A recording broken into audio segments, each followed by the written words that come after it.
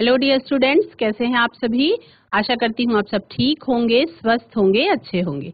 ICT virtual classroom Dehradun में आप सभी का स्वागत करती हूँ। मेरा नाम समता है और बच्चों क्लास 10th में हम लोगों ने पिछले कुछ सेशंस में प्रीवियस ईयर्स के क्वेश्चन पेपर 2020 को सॉल्व कर लिया। तो आपको इससे ये आइडिया लग गया होगा, ये अंदाजा लग गया होगा कि किस तरह से आपके बोर्ड में क्वेश्चन पेपर आते हैं। अलग अलग भागों में पूछा जाता है। आपका 1 नंबर के भी प्रश्न आते हैं, 2 नंबर के भी प्रश्न आते हैं, 3 नंबर के और उसके बाद फिर 4 नंबर के प्रश्न आते हैं। पूर्णांक उसका 80 नंबर का होता है और मैक्सिमम 3 घंटे में आपको कंप्लीट करके आंसर शीट को वापस करना होता है। आज के सेशन में हम लोग एक चैप्टर है आपका जिसमें रिप्रोडक्शन के बारे में पढ़ेंगे और उसके बाद फिर हम आगे चलते हैं डिजिटल बोर्ड की तरफ और अपना कॉन्सेप्ट क्लियर करने की कोशिश करेंगे। बच्चों क्लास 10th में आपका बायो पार्ट में एक चैप्टर है जीव जनन कैसे करते हैं, अध्याय 8 है आपका, है ना। तो चैप्टर का नाम क्या है? चैप्टर नंबर है आपका 8, जीव जनन कैसे। ये आपका चैप्टर का नाम है, जीव जनन कैसे करते हैं और क्वेश्चन मार्क, यानी कि आपको ये जानना है कि जीव जनन कैसे करते हैं। तो जीवों के जनन की जो क्रिया विधि है उस पे चर्चा करने से पहले आपको ये समझना होगा कि क्योंकि एक ये बेसिक क्वेश्चन आपको अपने आप से करना होगा कि जीव जनन क्यों करते हैं, है ना। तो जैसे वास्तव में जैसे किसी भी जीव को पोषण, श्वसन यानी कि न्यूट्रिशन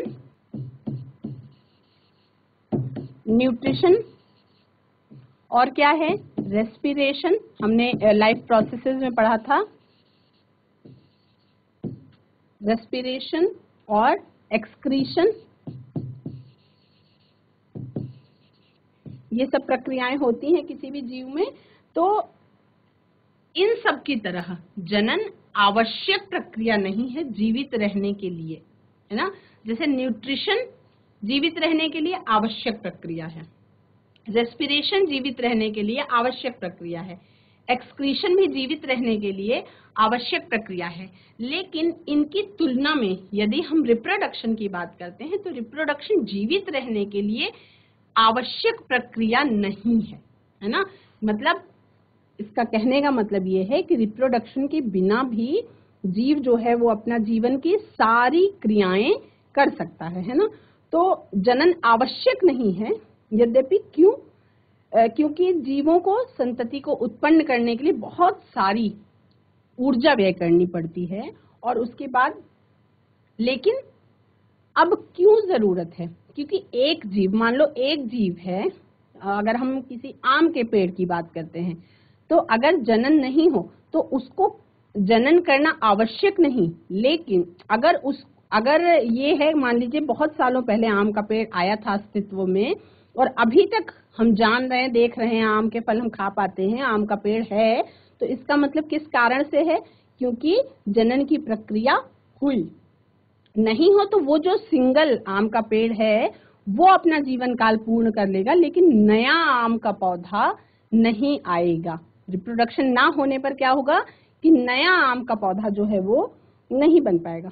तो अब इन प्रश्नों के उत्तर आप लोगों को खुद, क्योंकि आप क्लास 10th में हैं तो आप अब सोच समझ सकते हैं, तो आप खुद सोचें कि इसमें से देखो। इसीलिए जब हम सजीव और निर्जीव दोनों की बात करते हैं तो सजीवों के लक्षण में आप ये बड़ी क्लास में पढ़ेंगे। जब आप 10th को पास करके आगे जाएंगे तो बायो जब और डीप होगी तो उसमें आपको ये बताया जाएगा कि जो रिप्रोडक्शन है वो सजीवों का मूलभूत लक्षण नहीं है। यानी कि एक्सक्रीशन, रेस्पिरेशन, एक्सक्रीशन, ये सब जो है, न्यूट्रिशन, ये सब तो सजीवों का मुख्य लक्षण है, लेकिन रिप्रोडक्शन को सजीवों के मुख्य लक्षण में भी नहीं रखा गया है। क्यों? क्योंकि उसके बिना भी जीवन चल सकता है ना। कहने का तात्पर्य ये है कि, कहने का मतलब ये है कि उसके बिना भी जीवन चल सकता है। लेकिन अब रिप्रोडक्शन क्यों आवश्यक है? रिप्रोडक्शन इसलिए आवश्यक है कि हम अब जैसे हम दुनिया में देख रहे हैं, हमें विभिन्न प्रकार के जीव दिखाई पड़ते हैं, विभिन्न प्रकार के बहुत सारी वैरायटी के पेड़ पौधे दिखाई पड़ते हैं।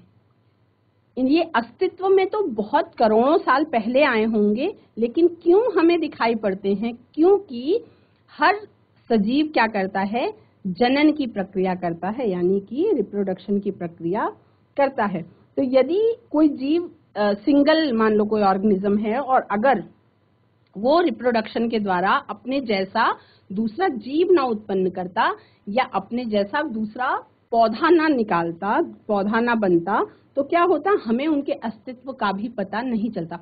जैसे एक एग्जाम्पल के तौर पे हम लोग जिस समय में रह रहे हैं, डायनासोर की मूवीज बहुत सारी आती हैं, डायनासोर के पार्क्स बहुत सारे लगाए गए और हम पढ़ते भी हैं उनके बारे में, लेकिन क्या किसी बच्चे ने आज के समय में डायनासोर को कहीं देखा? नहीं देखा। मतलब कि डायनासोर्स जो हैं वो विलुप्त हो चुके हैं। आज के समय में डायनासोर्स पृथ्वी पर नहीं है, यानी कि उनका क्या हो चुका है? अस्तित्व समाप्त हो चुका है ना? तो यदि जनन की प्रक्रिया ना हो रही होती तो विभिन्न प्रकार के जो हम जीव देख पाते हैं, विभिन्न प्रकार के जो हम वनस्पतियां देख पाते हैं, इनको ये दिखाई ना पड़ते और इनका अस्तित्व क्या हो गया होता? समाप्त हो गया होता। तो अब हम क्या कह सकते हैं कि जीव जनन क्यों करते हैं? अपने अस्तित्व को बनाए रखने के लिए, अपने अस्तित्व को बनाए रखने के लिए जीव या पेड़ पौधे बनाए रखने के लिए सभी प्रकार के सजीव रखने के लिए सभी प्रकार के सजीव क्या करते हैं? जनन की प्रक्रिया करते हैं। सभी प्रकार के सजीव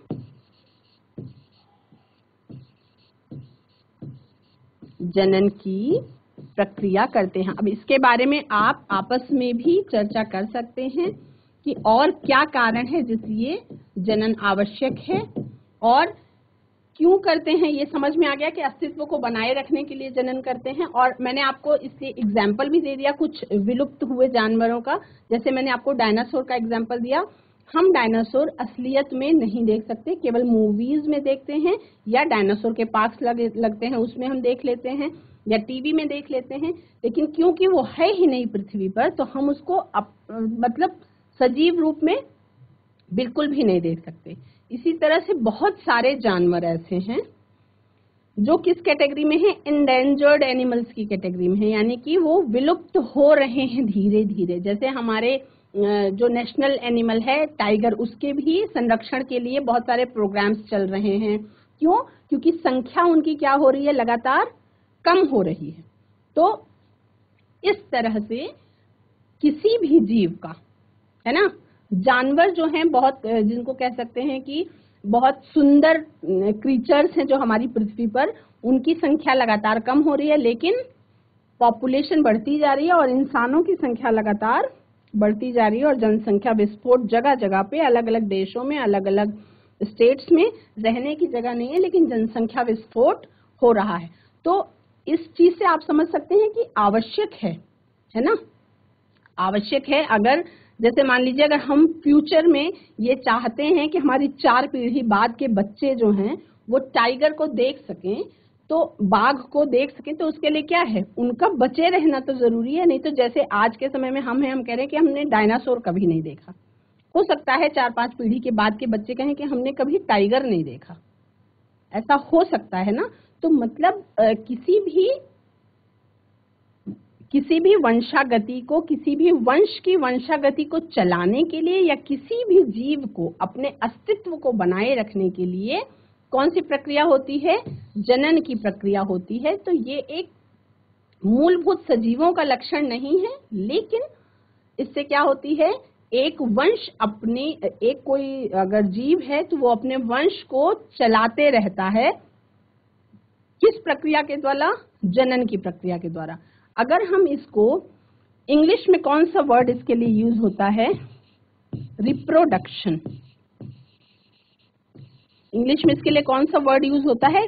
रिप्रोडक्शन। तो रिप्रोडक्शन को अगर क्या करें, हम तोड़ दें, रिप्रोडक्शन को यदि हम तोड़ दें तो कौन से दो वर्ड से मिल करके बना हुआ है? री यानी कि दोबारा से, प्लस प्रोडक्शन यानी अपने ही जैसे संतान की या अपने ही जैसे पृथ्वी की, सॉरी अपने ही जैसे संतान की या अपने ही जैसे पौधों की या अपने ही जैसे जानवर की दोबारा से उत्पत्ति, यानी रिप्रोडक्शन करना ही क्या कहलाता है? जनन की प्रक्रिया कहलाती है ना। तो अब इतना क्लियर समझ में आ गया। अब इसमें चूंकि ये बहुत छोटे लेवल का है ना, ये जो पॉइंट मैं आपको बता रही हूँ या आप पहले भी क्लासेस में 8th में 9th में पढ़ चुके हैं, है ना। तो आपको अब इससे थोड़ा सा ऊपर उठ के पढ़ना है। आपको अब अगले उसमें आनुवांशिकता के बारे में, जेनेटिक्स के बारे में पढ़ाया जाएगा और बहुत सारे और नियमों के बारे में बताया जाएगा। तो अब एक क्वेश्चन है कि अब एक क्वेश्चन आप ये पूछेंगे कि क्या जीव पूरी तरह से अपनी प्रतिकृति बनाते हैं? अब क्वेश्चन क्या है? क्वेश्चन नंबर 1 है कि क्या जीव पूर्ण रूप से अपनी प्रतिकृति बनाते हैं? मतलब पहले क्वेश्चन को समझेंगे, क्या जीव या पौधे बिल्कुल अपना क्लोन बनाते हैं? प्रतिकृति का मतलब सेम रेप्लिका, उसका एकदम उसका डुप्लीकेट, जिसमें सब कुछ समान हो, जिसमें कहीं भी कोई भी अंतर ना हो। तो क्या मैं बिल्कुल अपने हूबहू माता पिता की तरह हूं? नहीं, बहुत कुछ डिफरेंस है। उसी तरह से क्या आप कुछ समानताएं हो सकती हैं, लेकिन क्या आप सभी बच्चे सोच सकते हैं कि क्या आप सभी बिल्कुल अपने माता पिता की हूबहू नकल हैं? नहीं, एकदम हूबहू नकल नहीं होते हैं। कहीं ना कहीं कुछ ना कुछ डिफरेंस होता है। हो सकता है कि पापा का रंग गोरा हो और बेटा सांवला हो सकता है ना, बेटी का रंग हो सकता है बहुत गोरा हो और उसकी मम्मी काली हो सकती है। तो कोई मतलब, लेकिन हाँ कभी कभी मैच करता है, कभी कभी, लेकिन 100% मैच करेगा ऐसा संभव नहीं है। तो विभिन्न जीवों के जो देखो देखने में एक जैसे लगते हैं, क्या क्या समान होता है? जैसे हम लोगों का आकार लगभग एक जैसा है, सारे के सारे इंसान 5 से लेकर के 6 साढ़े 6 फीट के बीच में होते हैं, है ना। तो मतलब लंबाई लगभग एवरेज, अगर औसत लंबाई ली जाए तो सारी महिलाओं की लगभग एवरेज लंबाई कितनी होती है? समान। कोई औरत आपको ऐसी नहीं दिखेगी, कोई महिला कि कोई महिला 4 फीट की है और कोई 8 फीट की, 10 फीट की, ऐसा नहीं होता। यानी थोड़ा बहुत अंतर के साथ औसत रूप से एक समान लंबाई होगी, एक समान संरचना होगी और एक समान आकार होता है। तो कैसे प्रतीत होते हैं? ऐसे लगता है कि एक समान हैं, लेकिन क्या वो एकदम एक समान होते हैं? तो अगर सब कुछ समान होने के लिए, जैसे एक ब्लूप्रिंट होता है, तो ब्लूप्रिंट भी समान होना चाहिए। जैसे हम अगर कोई चीज कंप्यूटर में फीड करते हैं तो उसका ब्लूप्रिंट अगर हमारे पास हो तभी हम उसका दूसरा रेप्लिका निकाल सकते हैं, नहीं तो जैसे बिल्कुल हम जैसे फोटोकॉपी निकालते हैं किसी भी डॉक्यूमेंट का, तो डॉक्यूमेंट अगर है हमारे पास तभी तो हम उसका फोटोकॉपी निकाल पाते हैं। यानी कि मान लीजिए मुझे कोई कह रहा है कि चैप्टर नंबर 8 का फोटोकॉपी निकाल दीजिए, तो मेरे पास चैप्टर नंबर 8 का होना जरूरी है। अगर वो ही नहीं होगा तो मैं उसका फोटोकॉपी निकाल नहीं सकती हूँ, है ना। तो उसी तरह से ब्लूप्रिंट का एक समान होना जरूरी है। तो इसी तरह से बेसिक लेवल पे, आधारभूत स्तर पे जनन जो है वो जीव के अभिकल्प का क्या तैयार करता है? ब्लूप्रिंट तैयार करता है। और आप किस में पढ़ चुके हैं? क्लास 9th में जब आप सेल पढ़ रहे थे तो आपने ये पढ़ा था कि कोशिका के अंदर क्या पाया जाता है? केंद्रक। और केंद्रक के अंदर क्या पाया जाता है? जेनेटिक मटेरियल पाया जाता है, यानी कि और उस जेनेटिक मटेरियल जिसको हमने क्या कहा था, क्रोमैटिन फाइबर्स कहा था। जैसे मान लीजिए ये एक कोशिका है और कोशिका के अंदर यहाँ न्यूक्लियस है, तो अगर हम इसको थोड़ा सा बड़ा करके देखें तो न्यूक्लियस के अंदर बहुत सारे क्या होते हैं, ऐसे उलझे हुए धागों जैसी संरचना होती है, और ये क्या होता है, जेनेटिक मटेरियल होता है, जेनेटिक मटेरियल होता है। तो ये जेनेटिक मटेरियल जो है यही ब्लूप्रिंट का काम करता है। और इसमें क्या होता है, अलग अलग प्रोसेस के बाद इसमें किसका निर्माण हो जाता है, गुणसूत्रों का, यानी कि क्रोमोसोम्स का निर्माण हो जाता है। और क्रोमोसोम्स के द्वारा, क्रोमोसोम्स किससे बने होते हैं, क्रोमोसोम्स के जो क्रोमैटिन फाइबर से क्रोमोसोम बनता है, और उसमें क्या प्रेजेंट होता है, डीएनए प्रेजेंट होता है। डीएनए का फुल फॉर्म होता है बच्चों डीऑक्सीराइबो न्यूक्लिक एसिड। बड़ा सा नाम है लेकिन उसको याद करने में परेशान नहीं होंगे, बहुत इजी भी है। डीएनए को आप ऐसे लिख सकते हैं, डी ऑक्सी राइबो और न्यूक्लिक एसिड,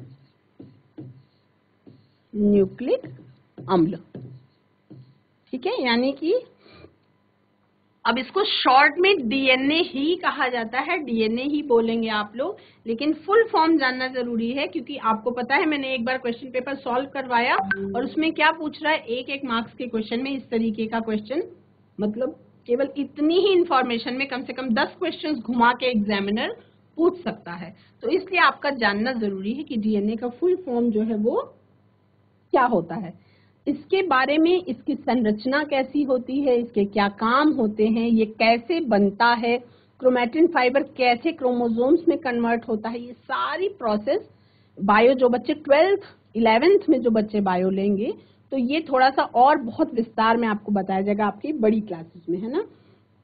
तो बस इतना समझेंगे कि डीएनए के द्वारा क्या होता है, डीएनए के द्वारा, अब इसमें क्या होता है, डीएनए में कुछ सूचनाएं होती हैं, कुछ इंफॉर्मेशन होती है डीएनए में। तो कैसे समझेंगे, डीएनए जैसे, बिल्कुल ऐसे एग्जांपल समझ लेंगे, जैसे हम शरबत में अगर चीनी ना डालें तो हमें मिठास का अनुभव नहीं होगा, ठीक उसी प्रकार से डीएनए में क्या होता है, कुछ सूचनाएं होती हैं। जैसे मान लीजिए कि मेरी हाइट 5.5 फीट की है, तो यानी कि जब मेरे माता पिता के द्वारा जब मैं आई दुनिया में तो मेरे डीएनए में ये इंफॉर्मेशन ट्रांसफर हुई थी कि मेरी लंबाई जो है वो 5.5 फीट तक जाएगी। तो ये इंफॉर्मेशन कहाँ से आई, डीएनए में ये इंफॉर्मेशन पहले से मौजूद होती है कि मेरी आंखों का कलर कैसा होगा, मेरे बालों का कलर कैसा होगा, मेरी लंबाई कैसी होगी, मेरा शरीर कैसा होगा, और इवन मेरे फ्यूचर में मुझे कौन सी डिजीज हो सकती है, कौन से रोग जन्मजात साथ में लेकर आ गई, या कौन से रोग बाद में पनप सकते हैं, ये सारी इंफॉर्मेशन किसमें मौजूद। या आप ये कह सकते हैं कि किसी भी इंसान या किसी भी जीव का जो कुंडली होता है, पूरा का पूरा कुंडली, जिसको जो पंडित लोग देखते हैं कुंडली तो उसमें बताते हैं फ्यूचर में ये होगा, ज्योतिषी बताते हैं, उसी तरह से पूरी की पूरी मेडिकल हिस्ट्री किसमें मौजूद होती है, डीएनए में। यानी डीएनए ऐसा सूचनाओं का भंडार है, डीएनए ऐसी चीज है कि जिसमें कोई भी जीव के बारे में 100% क्या इंफॉर्मेशन है, उसके जीवन में आगे क्या होगा, वो किस तरीके कैसा डेवलप करेगा, कैसा रंग होगा, कैसी आंखों का रंग होगा, कैसा बालों का रंग होगा, लंबाई कितनी बढ़ेगी। छोटा सा बच्चा है लेकिन उसके डीएनए में ये इंफॉर्मेशन पहले से मौजूद होती है कि जब वो लंबा होगा तो लगभग कितना लंबा होगा, है ना। तो जो डीएनए है उसके अंदर प्रोटीन्स मौजूद होते हैं, है ना। डीएनए में क्या पाए जाते हैं, प्रोटीन्स, और यही प्रोटीन्स जो है ये क्या करते हैं, पीढ़ी दर पीढ़ी क्या करते हैं, सूचनाओं को ट्रांसफर करने का काम करते हैं। सूचनाएं कैसी, अनुवांशिक। अनुवांशिक यानी एक वंश से दूसरे वंश तक ट्रांसफर होने वाली इंफॉर्मेशन, जिसको अनुवांशिक सूचनाएं क्या करते हैं, ये प्रोटीन्स ही स्थानांतरित करने का काम करते हैं, ट्रांसफर करने का काम करते हैं। यानी इस चीज के लिए कौन जिम्मेदार है? इस चीज के लिए जिम्मेदार है प्रोटीन संश्लेषण की प्रक्रिया या प्रोटीन सिंथेसिस की प्रक्रिया, जिसके द्वारा जो प्रोटीन्स होते हैं वो पीढ़ी दर पीढ़ी क्या करते हैं, प्रोटीन्स कौन से, जो डीएनए में प्रेजेंट हैं, ये प्रोटीन्स सूचनाओं को एक पीढ़ी से दूसरी पीढ़ी तक स्थानांतरित करने का काम करते हैं। तो क्या कहते हैं कि कोशिका के केंद्रक के अंदर जो डीएनए बनता है उसमें प्रोटीन सिंथेसिस के लिए सूचना पहले से, प्रोटीन सिंथेसिस के लिए इंफॉर्मेशन जो है वो पहले से मौजूद होती है। और अगर इंफॉर्मेशन डिफरेंट है तो क्या होगा, इंफॉर्मेशन डिफरेंट होने की अवस्था में प्रोटीन भी अलग प्रकार का बन जाएगा। ठीक है, अगर सूचना अलग है तो जैसी सूचना मिलेगी वैसा ही, जैसे मान लीजिए, उसको एग्जाम्पल के तौर पे हम देखते हैं बच्चों, मान लो कि 100 व्यक्ति कहीं खाने के लिए आने वाले हैं, ठीक है, और भंडार में अंदर जो भंडारी है जो खाना बना रहे हैं, लोगों से सूचना पहुंचते पहुंचते, अब उसको अगर हम पीढ़ी के रूप में समझ लें तो मान लीजिए सूचना पहुंचते पहुंचते लोगों ने कहा 100 लोगों का खाना बनना है, और पहुंचते पहुंचते भंडारी तक जब बात पहुंची तो ये हो गया कि केवल 80 लोगों का खाना बनना है।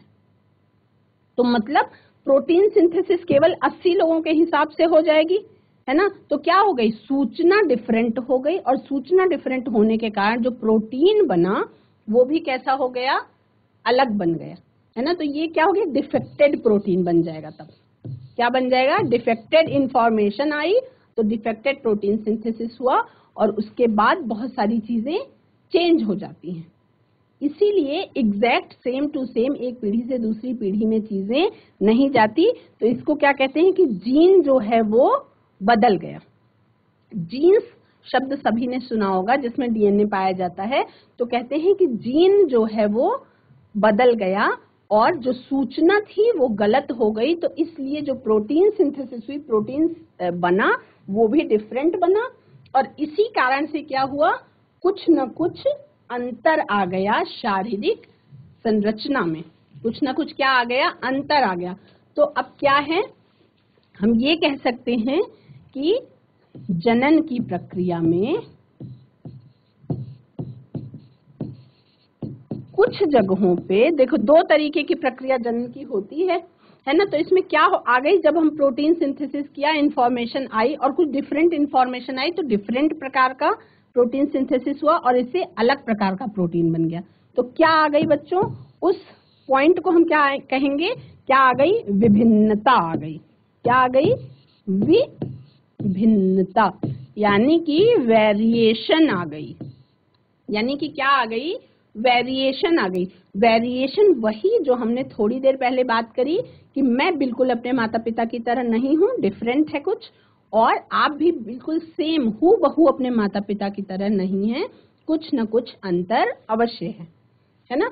तो ये जो जनन होता है, जनन की मूल घटना क्या है, अगर हम ये कहे, ये एग्जाम में भी पूछा गया है, ये इंपॉर्टेंट क्वेश्चन है, ये एग्जाम में सेम यही क्वेश्चन पूछा गया है कि जनन की मूल घटना क्या है। सेम यही क्वेश्चन आप प्रीवियस ईयर के जब हम क्वेश्चन पेपर सॉल्व करेंगे तो आप देखेंगे कि सेम यही क्वेश्चन, यही लाइन जो है वो एग्जाम में पूछी गई है, और एक ही लाइन में आपकी बुक में इसका आंसर होगा, लेकिन यदि आपको पता है तभी आप आंसर कर पाएंगे। 1 नंबर में ये घटना ये पूछा जा सकता है, या थोड़ा सा अगर ब्रीफ करके आप बताना चाहेंगे तो यही क्वेश्चन 2 मार्क्स का भी पूछा जा सकता है। तो इसमें जनन की मूल घटना क्या है, रिप्रोडक्शन का जो मूल प्रोसेस है वो क्या है, डीएनए की प्रतिकृति बनाना,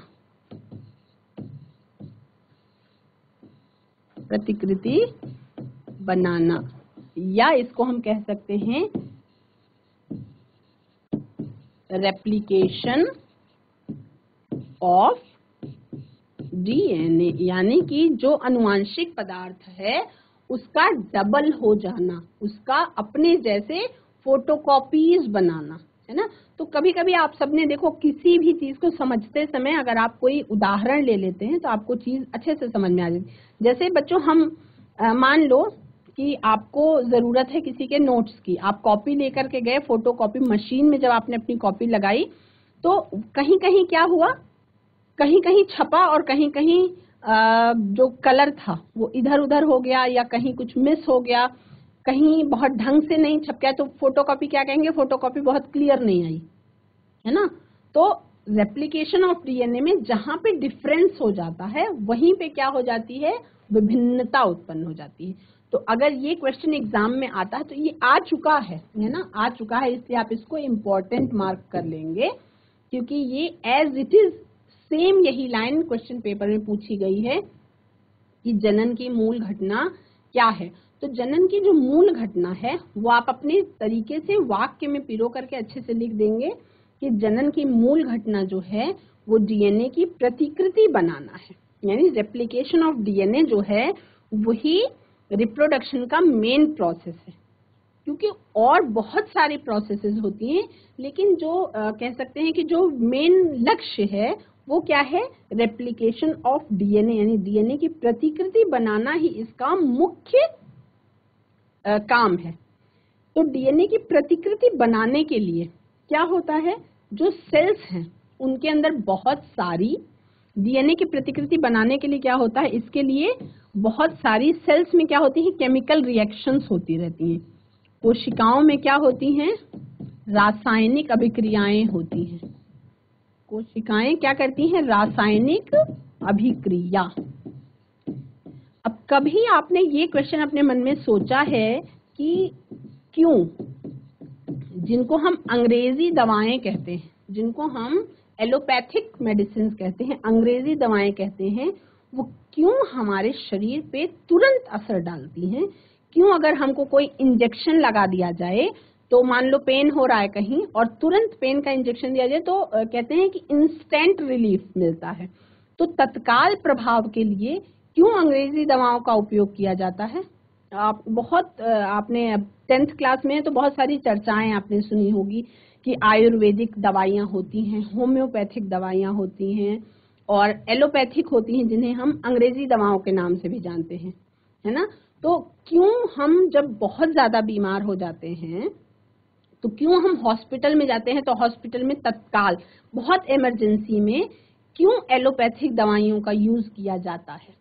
क्योंकि हमारा शरीर अलग अलग प्रकार की केमिकल्स से मिलकर के बना हुआ है और जितनी भी प्रोसेसेस होती हैं हमारे शरीर में सारी की सारी कैसी होती हैं, रासायनिक अभिक्रिया की ही कैटेगरी में आती हैं।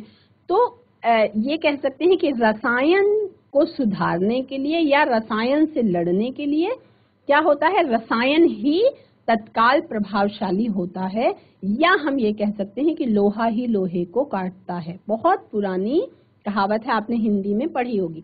तो कोशिकाओं में भी क्या होती रहती है, रासायनिक अभिक्रिया। अब आपको ये समझ में आ गया एलोपैथिक मेडिसिन हम क्यों इमरजेंसी में केवल अंग्रेजी दवाएं ही दी जाती हैं, क्योंकि वो हमारे शरीर पे तत्काल प्रभाव डालती हैं। और वो भी क्यों, क्योंकि हमारे शरीर में बीमार हम कब होते हैं, जब हमारे शरीर में बन रहे केमिकल्स, हमारे शरीर में जो भी रासायनिक प्रक्रिया हो रही है उसमें जो केमिकल्स बन रहे हैं, अगर उन केमिकल्स में कुछ अप डाउन हो, केमिकल अच्छा बैड केमिकल बनने लगे या नुकसानदायक कोई पदार्थ बनने लगे, टॉक्सिक मटेरियल जिसको हम कहते हैं वो बनने लगे, तो टॉक्सिक मटेरियल को कट करने के लिए हमको क्या देना पड़ता है, अंग्रेजी दवाओं के रूप में केमिकल्स ही दिए जाते हैं, है ना। तो इसलिए वो तत्काल प्रभाव डालते हैं। उसका कहा जाता है कि बहुत सारे दुष्प्रभाव, साइड इफेक्ट होते हैं जो तुरंत नहीं दिखाई पड़ते लेकिन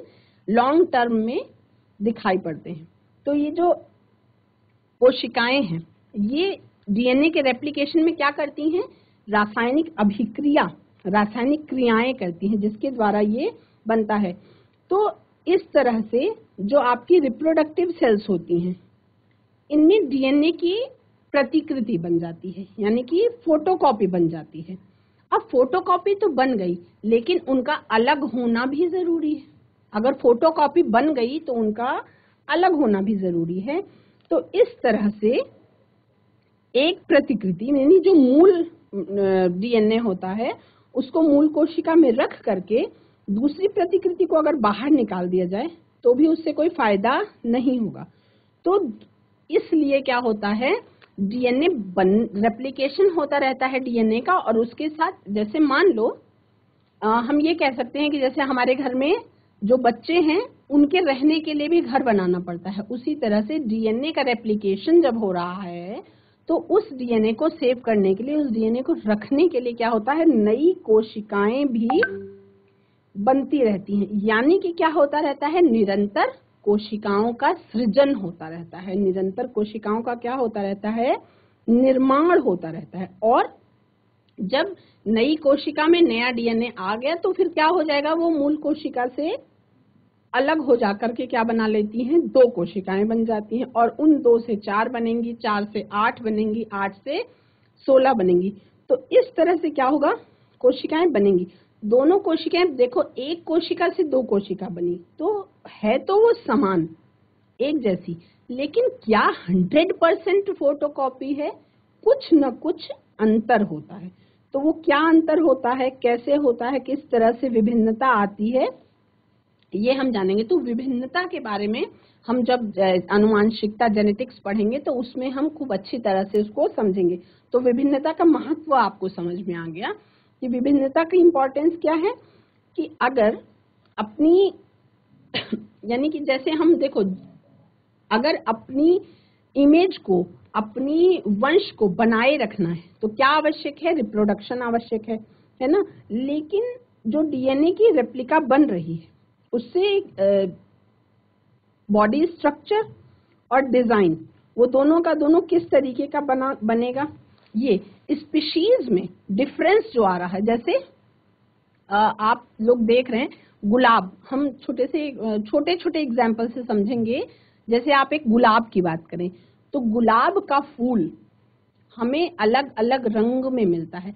आप घर में देखेंगे तो लाल रंग का मिलेगा, कभी सफेद रंग का दिखेगा, कभी आप नर्सरी जाके देखो गुलाब कितने कलर्स में अवेलेबल है, लाल है, पीला है, सफेद है, गुलाबी है, इवन ब्लैक रोज भी होता है, काले रंग का भी गुलाब होता है, और रेड में भी अलग अलग शेड्स होते हैं, येलो पिंक में भी अलग अलग शेड्स होते हैं। तो क्या है, विभिन्नता क्या आ गई, किसी भी फूल के अलग रंग का होना क्या है, विभिन्नता। आम अलग अलग बहुत सारी कैटेगरीज के आते हैं, दशहरी अलग है, चौसा अलग है, बहुत बड़े बड़े आम, छोटे छोटे आम, तो क्या है उसमें भी क्या है, विभिन्नता, जिसको हम वैरायटीज कहते हैं।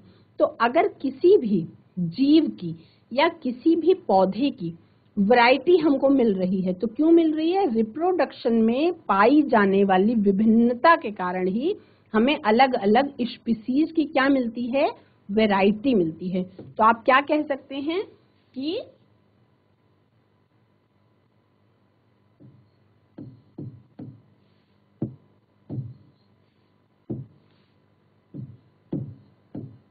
अलग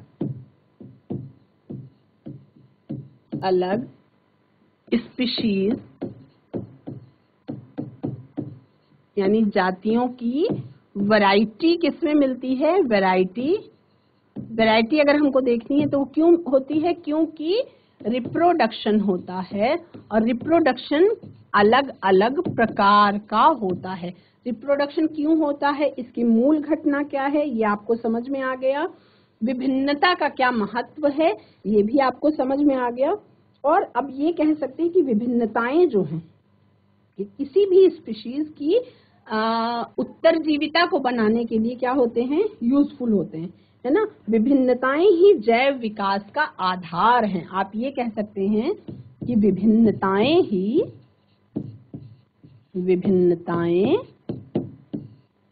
ही जैव विकास का आधार है, आधार है। और विभिन्नता कहाँ से आती है? लैंगिक जनन से आती है। तो इसके अगले सेशन में हम कितने प्रकार का रिप्रोडक्शन पाया जाता है उसके बारे में जानेंगे। और आज की क्लास में इतना ही। बच्चों, आज की क्लास में आप सभी ने विभिन्नता के बारे में जाना और आपने जनन, जीव जनन कैसे करते हैं, इसकी मूल घटना क्या है उसके बारे में जाना। आज की क्लास में इतना ही। That's all for today. Have a nice day. Take care.